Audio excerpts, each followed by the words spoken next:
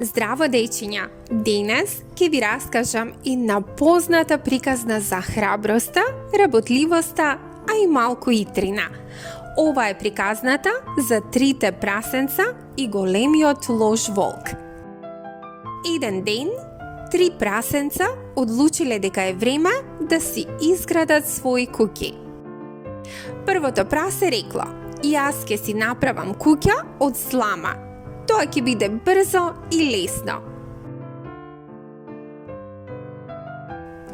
Второто прасе рекло: "Јас ќе си направам куќа од дрва.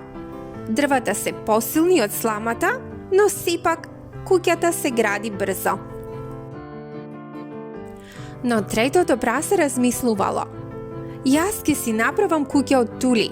Ќе ми треба повеќе време, но оваа куќа ќе биде најсилна од сите." Што мислите? Кое прасе направило најдобар избор? Откако сите завршиле со куќите, големиот лош волк се појавил во шумата. Тој ја видел куќата од слама и викнал: "Прасе, прасе, пушти ме да влезам."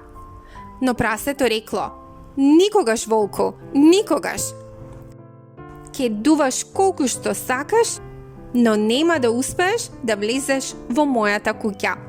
И куќата од слама се распаднала.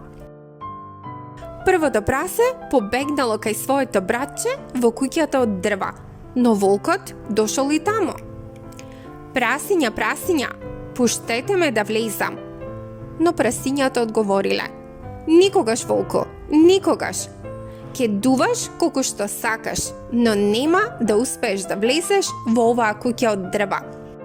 И волкот повторно почнал да дува. И куќата од дрва се распаднала. Двете прасенца побегнале кај третото прасе. Трите прасенца се скриле заедно во куќата од тули. Волкот дошол и таму и викнал: "Прасиња, прасиња, пуштете ме да влезам."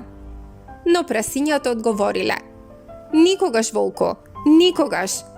Ке дуваш колку што сакаш, но нема да успееш да влезеш и да не изедеш." Волкот дуваше и дуваше, но куќата од тули не се помрднуваше. Волкот се налутил и одлучил да влезе преку оџакот.